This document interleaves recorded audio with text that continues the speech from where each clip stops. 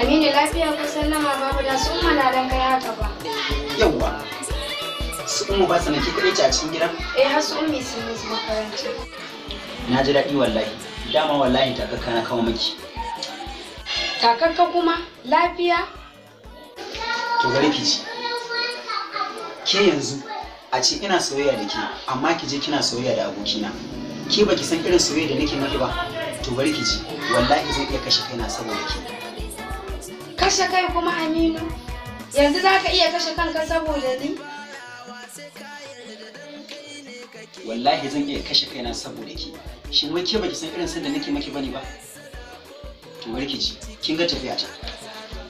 To Aminu lafiya me ya ji saboda ni haka? Bari in tashi in yi shi. Yo, yo, bless, put on the mic. Put up the thing, yo, I've been sitting and steady. I have seen that enough of them are faking. Well, I don't know a war, them are waging. Them are waging war against religion. I've been sitting and steady.